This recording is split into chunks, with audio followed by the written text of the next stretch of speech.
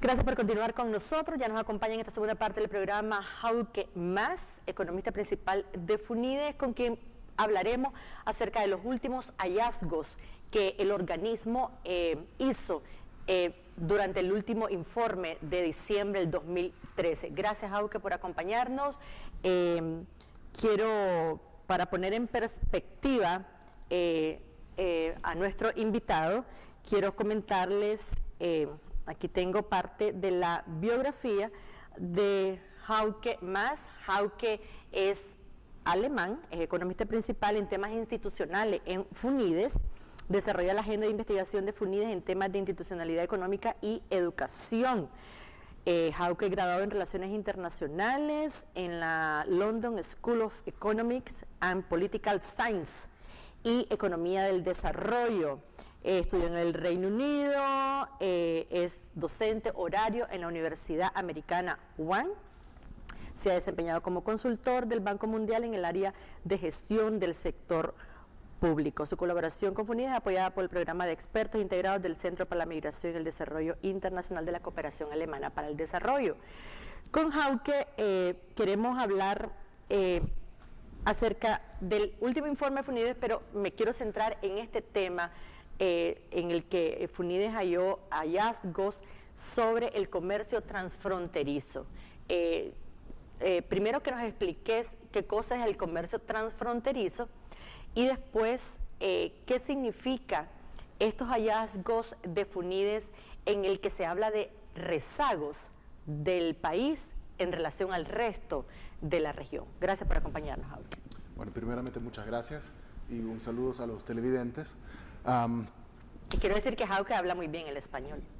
Bueno, porque tenés muchos años de vivir en Nicaragua. Medio le hago.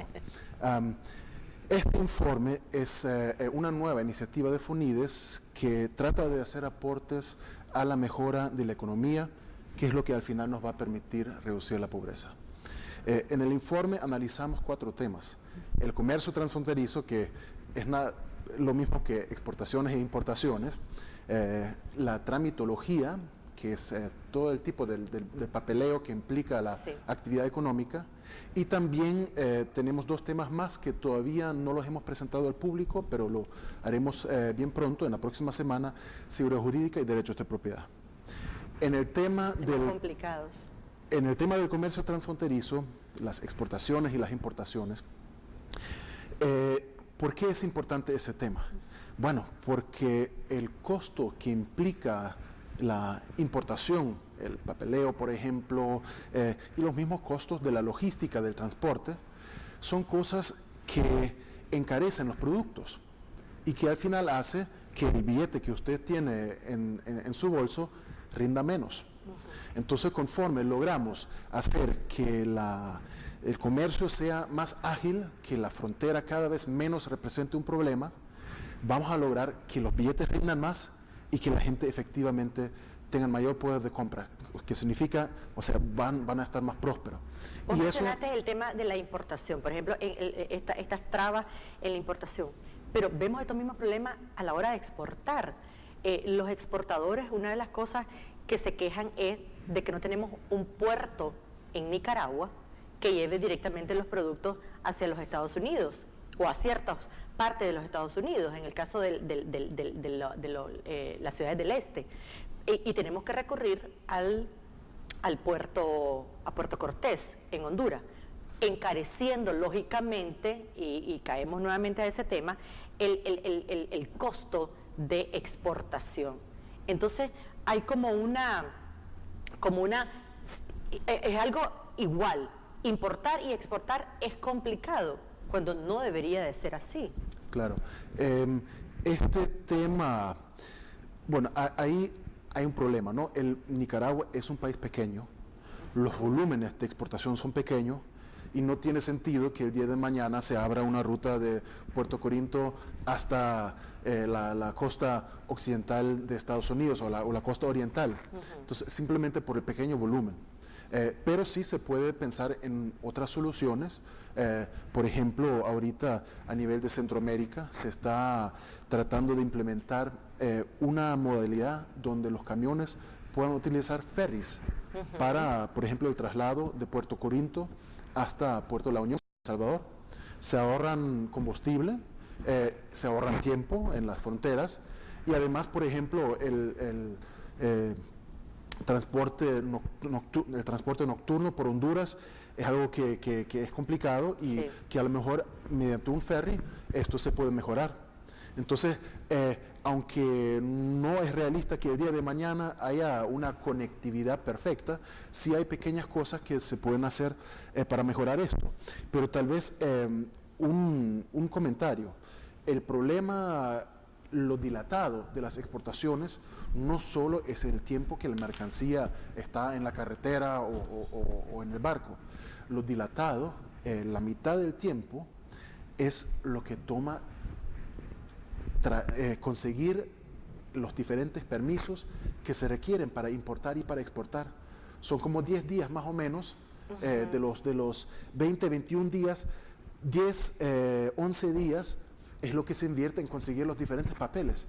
Entonces ahí es un reto para la aduana, para el MINSA, el MACFOR, el MARENA, el MIFIC, los diferentes ministerios y las diferentes instituciones que están involucradas, de buscar una mejor coordinación que permita reducir esos 10, 11 días que toma. Esos hallazgos de los 11 días que ustedes encontraron, ¿por qué se llevan 11 días? Es un problema de coordinación interinstitucional, la coordinación entre las diferentes instituciones. Incluso podríamos agregar, en el caso de las exportaciones, existe el CETREX, que tiene la ventaja de ser como una ventanilla única, donde el exportador va y ahí puede hacer sus trámites. En el caso de las importaciones, no existe una ventanilla única de las importaciones.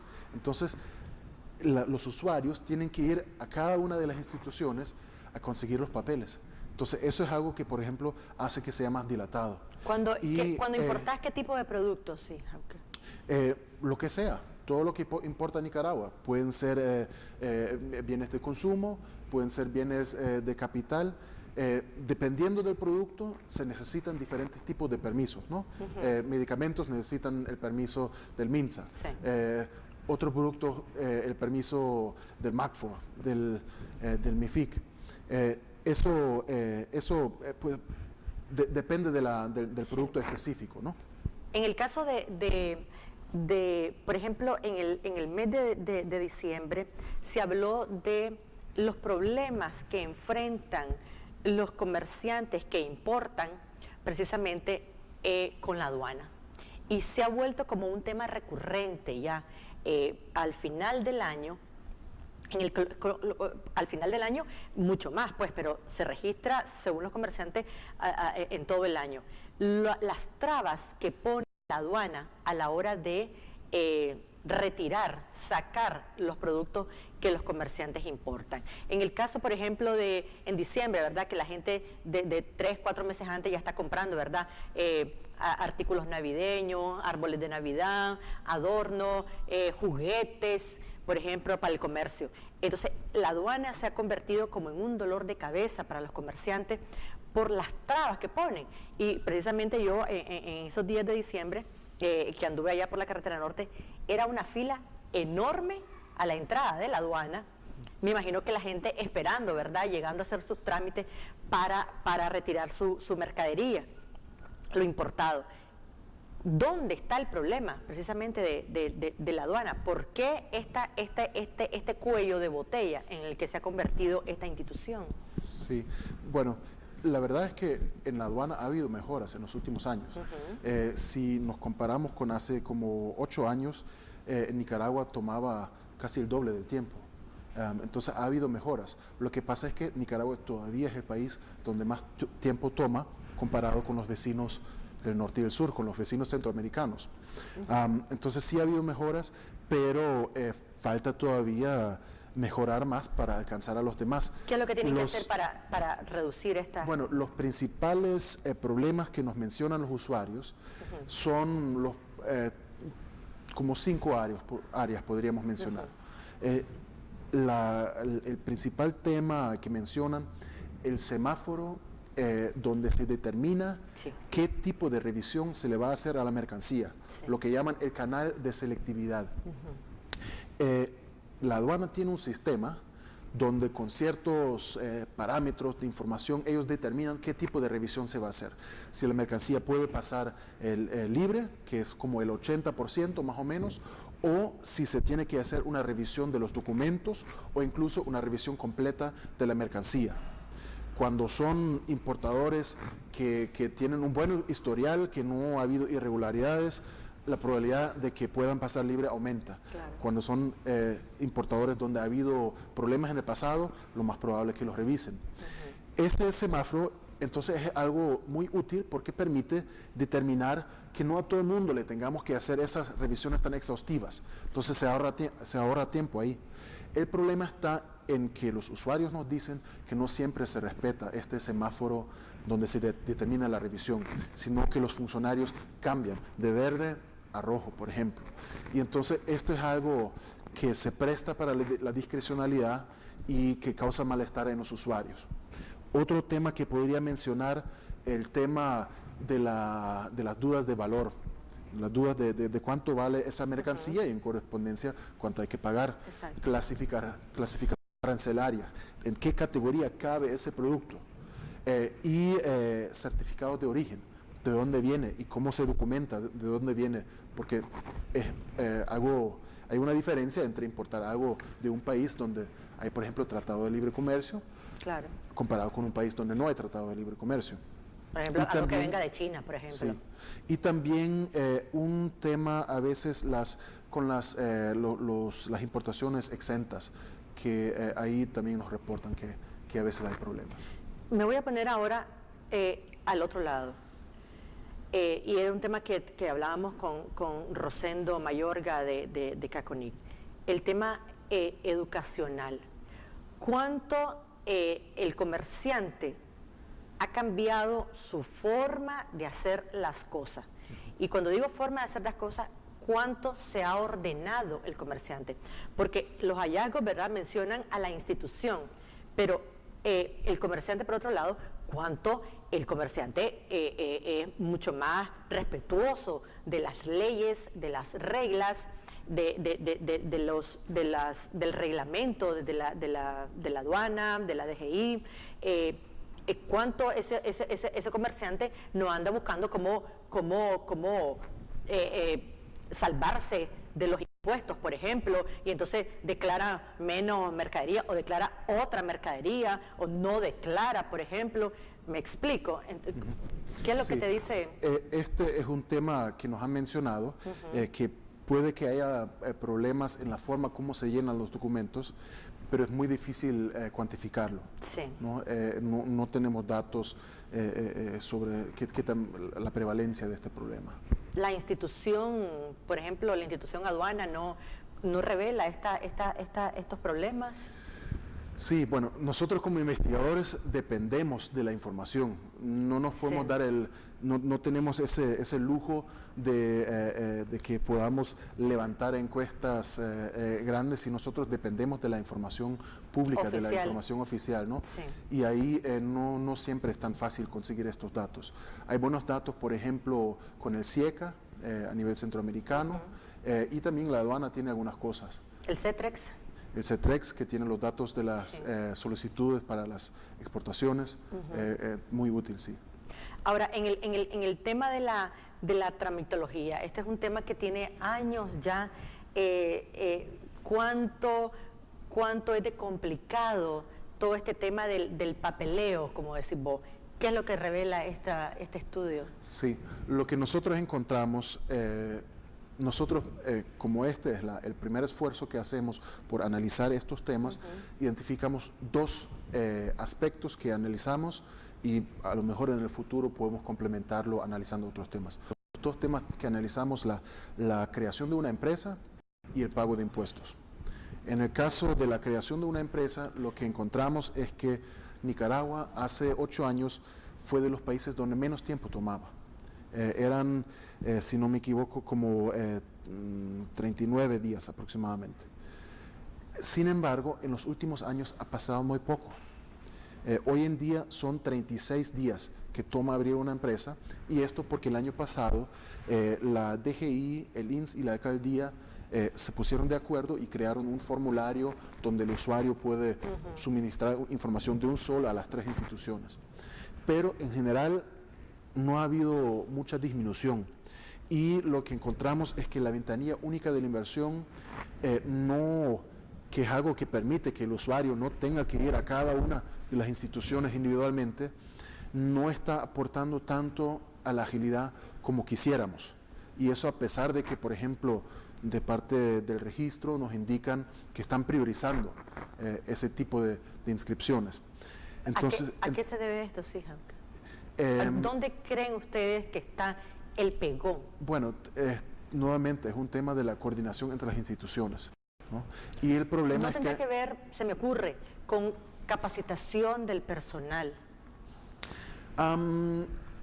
Puede ser. Nosotros realizamos una encuesta a abogados y los abogados nos manifiestan que en los documentos que entregan, que de repente hay problemas, por ejemplo, en vez de, por ejemplo, hace una diferencia si el abogado pone en su documento la cláusula 11ª o la 11ª. Entonces, eso parece que para algunos funcionarios hace una diferencia, ¿no? O si el nombre de la empresa le ponen el SA o no se lo ponen a las sociedades anónimas. Sí. Entonces, ahí los usuarios nos indican que de repente ahí es que se pierde tiempo, y eso a lo mejor tiene que ver con capacitación. Pero el problema está en que mientras que en Nicaragua se quedó prácticamente estancado el tiempo para registrar una empresa, los países vecinos han mejorado. Nicaragua era de los países donde menos tiempo tomaba hace 8 años y hoy en día es donde más tiempo toma. Entonces, si uno se queda parado y los demás se adelantan, efectivamente es como un retroceso. Entonces, hay que pensar en cómo institucionalizamos esta reforma, esa mejora continua.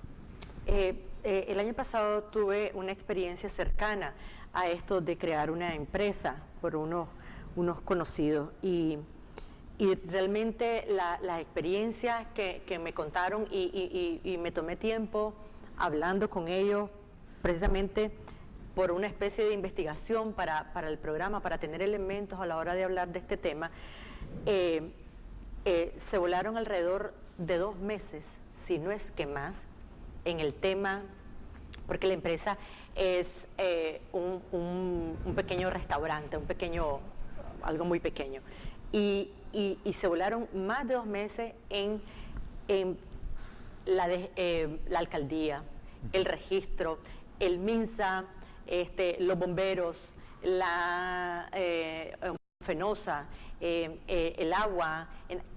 Fue un dolor de cabeza, es decir, me contaban, entonces, y que vamos, y que tenés que ir varias veces, y tenés que ir muchas veces, y que a veces la gente no está, y que te atiende otra persona, que es como que volvés a empezar, porque le tenés que volver a contar toda la situación, y que entonces venga mañana, hoy no, tiene que traer este documento, y que entonces hoy tienen que venir los bomberos, no llegaron los bomberos hoy, y qué pasó, es que tuvimos otro asunto. Se te vuelve, como digo yo, un dolor de cabeza que en muchos casos, me ha dicho mucha gente que he tenido aquí en el programa, te desalienta, si no es porque realmente querés montar tu pequeño negocio, te desalienta y mucha gente al final se rinde de tanto papeleo, de tantas idas y venidas en que gastas gasolina, es decir, la gasolina cara en este país, en que no tenés a veces el tiempo porque trabajás y no tenés el tiempo para andar de un lado a otro, sino es que no estás trabajando y te dedicas completamente a eso.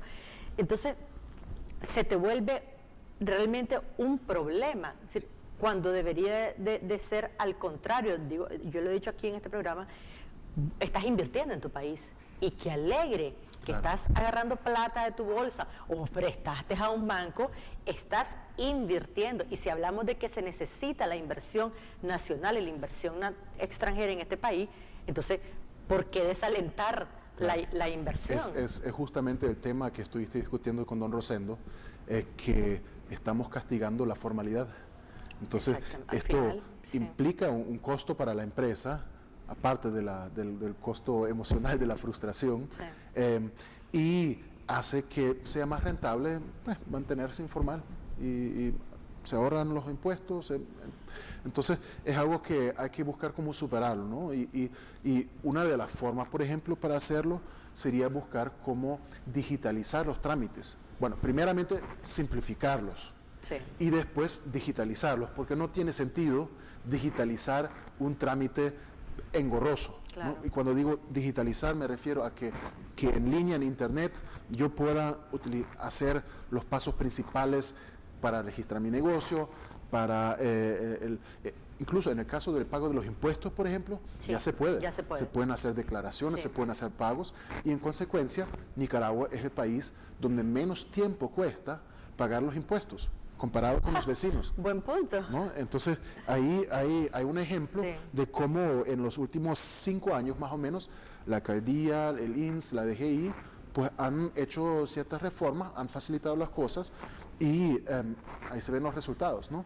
Pero hay otras cosas, permisos de construcción y todos esos temas, donde todavía falta ser más sistemático en las reformas y buscar cómo eliminar trámites innecesarios, cómo coordinar las diferentes instituciones, que a lo mejor el documento que yo entrego les sirva a varias instituciones y que compartan la información, que no lo tenga que entregar por separado.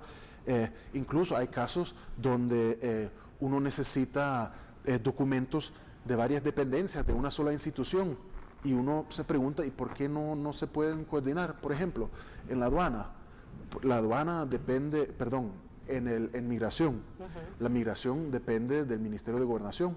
Igual la policía depende del Ministerio de Gobernación. ¿Por qué a la Dirección General de Migración y Extranjería le tengo que entregar un récord policial?